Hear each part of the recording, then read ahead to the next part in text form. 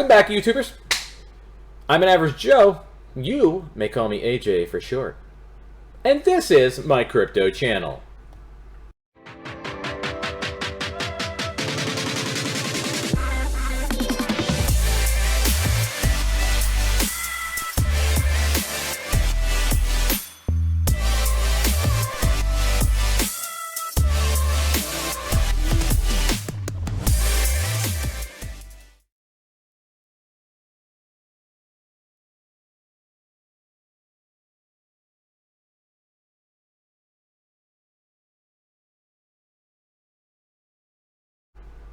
And now that that's done with, let's get right into this. So today's video is just going to be probably a short one. I'm just going to touch on Shiba and kind of what we can expect out of that.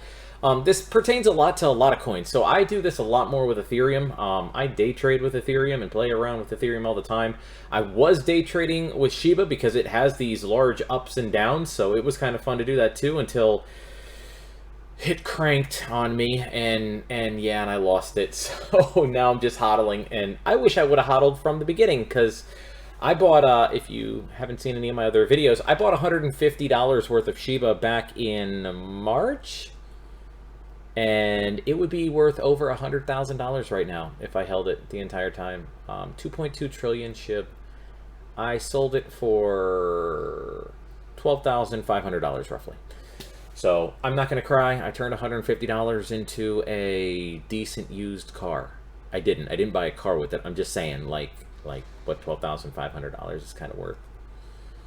Anyway, so today, and this is kind of like, again, I said with how I deal with Ethereum, I'm constantly trying to find ceilings, trying to see what the buy and sell pressure is, and if we're going somewhere, coming up soon. So these are candles. These bars are all candles. I usually run a 15-minute timer, and I bounce between the 15-minute and the 1 hour all the time, just to kind of see what it's doing. And when you're trying to establish, or when I'm trying to establish a ceiling, I'm looking right, like, say, above the green candle here, or the red candle. You'll see this H. This H, nope, it's not going to let me select it. That H is literally your high, and your L next to it is your low.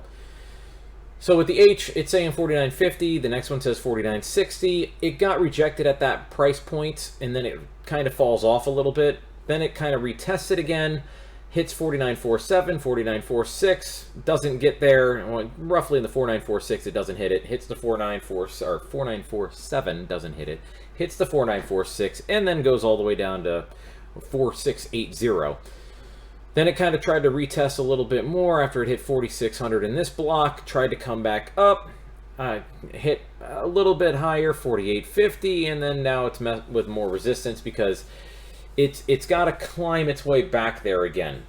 So what's happening is there's a whole lot of sell pressure at a ceiling level, whatever it's going to be with whatever coin you're looking at.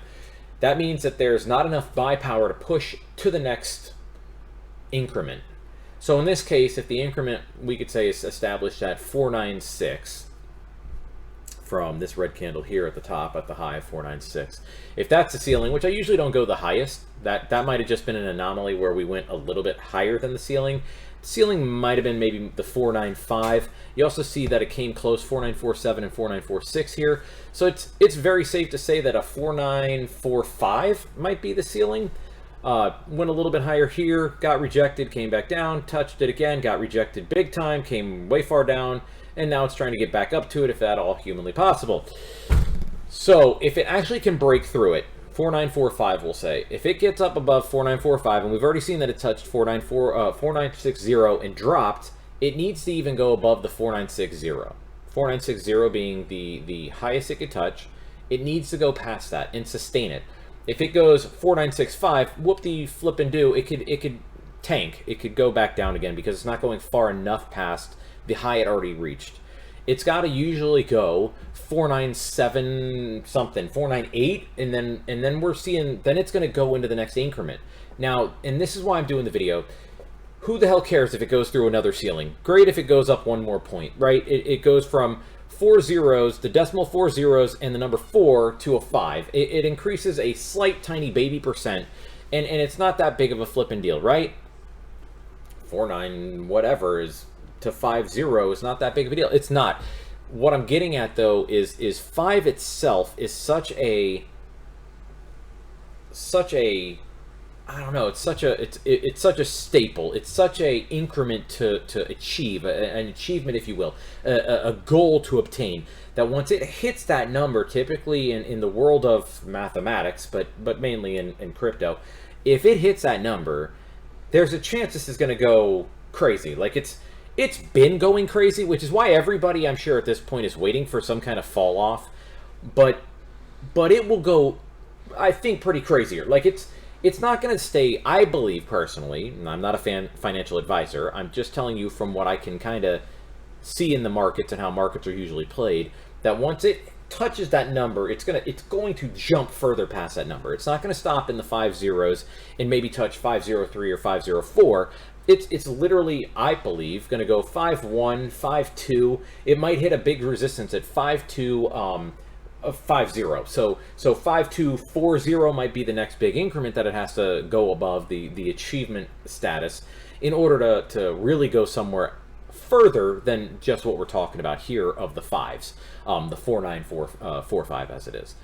And that's pretty much it. That's literally all you're looking for. Now since I've had a couple cuts. So coming back, it hit a big tanking here. I was talking to a group of people about crypto and Shib specifically when it hit its big drop off, because I was telling them right at that moment what to be looking for, and then boom, it got rejected again. And this usually happens within just a couple short hours of each other, that these cryptos will touch a ceiling, define the ceiling, where they're having a lot of sell pressure, hit the ceiling, come back and retrace to touch the ceiling again. And if it can't get through it usually a second or maybe even a third time, Ethereum's a lot of times and Bitcoin's 3 times, if they can't touch it a second or third time, they're met with larger investors saying, you know what, it's not going to break through that ceiling. I might as well sell, take my profits, and then wait for a larger dip, maybe buy back in and see if we can't retest this again. And that's what winds up, I mean, you clearly can see that's what ended up happening on the second attempt towards that number, hitting large rejection, coming back down, and now we're just now we're going to go a little bit sideways until something says, all right, we either need to go up, we redefine a new ceiling. The ceiling right now looks to be, let's see, what's our high? 485 is what we touched. Now we're having a problem at 4.8. It barely touched 4.8 there. That got above it, but then we got met with resistance at even going past the 4.8 number. So then we come and retract back, and now we're under 4.8 again. So we might play in this area where we're trying to get through now 4.8, and if again we don't get through 4.8, you're going to watch another drop off where it's going to take an increment down, or more. In this case, I mean, it went from the 4.9s all the way into the 4.7s. I mean, actually hit 4.6, I think. Yeah, a low of 4.6. So that's what you're always trying to establish: floors and ceilings. And so with this, I mean, a new ceiling has now been brought to our attention that we're going to be sitting at for a little bit to see if we're going to go above it. And if it keeps having resistance and sell pressure, then we're just going to keep dropping more and more and more until this figures out enough buyers to buy into this and keep the pricing continuously going up. Many think that if this starting to go down, this is going to go down pretty quickly, day, two, and will really go into the 3s at some point, fairly fast, in matter of a couple days. So there's always that to watch for. The fact that there's very little stuff really playing this hard, like Shib has been, is the only reason I think anybody should be met with skepticism when they're thinking about buying into Shib, or investing more into Shib. But if you are already invested in Shib, you know what? I'm not one to tell you to sell. I sold, and like I told you, I missed out on $90,000.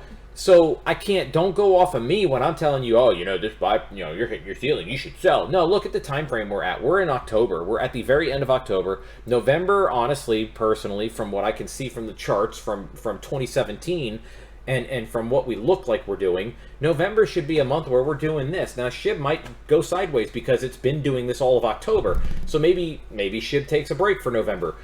Bitcoin should start its parabolic run in November, going towards December. And then we as in the altcoiners should all explode in December sometime, outside of just minimal gains going through November, or decent gains, I should say, not minimal, but decent gains in November. met with a couple dips here and there. We should then see some stuff happen to us in the altcoin season as well, start kicking off somewhere closer into December, continuing into December, and then blowing up in January, if not from what everybody else is believing, and what we obviously are going on from 2017 2018's bull run. So if all that's the same, that's exactly how this is going to run. Thank you for watching. Please do make sure to like and subscribe. Click the bell notification so you know whenever I make a video. And comment, please. Like I said, guys, please don't downvote my videos. In trying to succeed as somebody who can help people make money in crypto, downvotes are never going to be good. But if you can upvote it and get me to where I can comment on your stuff, like if you have a personal thing that you want to talk about, hit me up in a comment. I'm very big on trying to talk to people, so please do comment. I don't mind looking into things. Even if you have a new coin that you want me to check out, I might even do a video on it. I got a couple coins in mind that I might be doing videos on here before too long, because I mean there's these last chance moments that we all are having right now to get into anything. I literally personally will not be investing any more money come November 1st, because from there everything should be really starting to go up.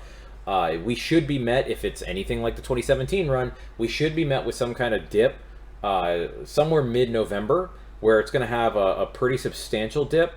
It doesn't have to match the exact numbers, and it could be way worse than the numbers in 2017 for all I know. But we'll really truly see what happens. Man, you're seeing a whole nother set of drops here, guys. Anyway, out of that, so then that's what we're looking forward to. I'm seeing if there's going to be that dip. If there's going to be that dip, maybe I'll buy something in November. But my purchasing literally is set for failure as of Halloween this wonderful year, and I don't plan on buying any more crypto after that. So hang tight, hodl, hodl, hodl, and I'll see you on the next video.